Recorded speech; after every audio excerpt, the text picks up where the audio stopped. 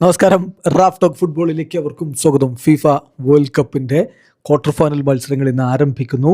ഇതുവരെയുള്ള താരങ്ങളുടെ പ്രകടനം വെച്ച് ഫിഫ അവരുടെ പവർ റാങ്കിങ് ഒഫീഷ്യലായിട്ട് പുറത്തുവിട്ടിട്ടുണ്ട്. ഫിഫയുടെ ഒഫീഷ്യൽ പവർ റാങ്കിങ് ആണ്. 3 കാറ്റഗറികളിലായിട്ട് അവർ പുറത്തുവിടുന്നു. ഒന്ന് അറ്റാക്കിംഗ് കാറ്റഗറിയിൽ ഒന്നാം സ്ഥാനത്തുള്ളത്, അതാണ് ഏറ്റവും ശ്രദ്ധിക്കേണ്ട കാര്യം. ഒന്നാം സ്ഥാനത്ത് ലയണൽ മെസ്സി അല്ല. ഒന്നാം സ്ഥാനത്ത് റേറ്റിംഗ് 8.71 റേറ്റിംഗുമായിട്ട് കിലിയൻ എംബാപ്പയാണ്. രണ്ടാമത് ലയണൽ മെസ്സിയാണ്. 8.45 റേറ്റിംഗ് ആണ് അദ്ദേഹത്തിനുള്ളതെങ്കിൽ ഏർലിംഗ് ഹാലൻഡാണ് മൂന്നാമത് വരുന്നത്, 8.04 റേറ്റിംഗ്. ഹാരി കെയ്ൻ അഞ്ചാമത് വരുന്നു, 7.41 റേറ്റിംഗ്.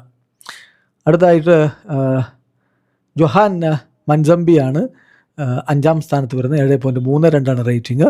ജൂഡ് ബെല്ലിംഗാം ആറാമത് വരുന്നു, 7.3 അദ്ദേഹത്തിൻ്റെ റേറ്റിംഗ്. വിനി ജൂനിയർ ഏഴാം സ്ഥാനത്ത് 7.2 റേറ്റിംഗുമായിട്ട് നിൽക്കുമ്പോൾ എട്ടാമത് ഹുലിയൻ ക്യുനോനസ് ആണ്, 6.98 അദ്ദേഹത്തിൻ്റെ rating.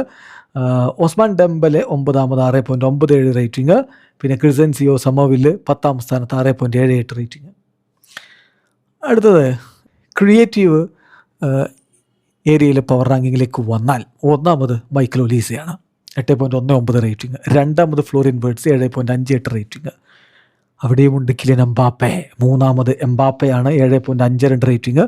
4 Lamine Yamal, 5 Andre Schjelderup, 6 Roberto Alvarado, 7 Marcus Rashford, 8 Jeremy Doku, 9 Anthony Gordon, 10 Bukayo Saka. ഇതാണ് ആ ഒരു ക്രിയേറ്റിവിറ്റി ഭാഗത്തുള്ള റേറ്റിംഗ്.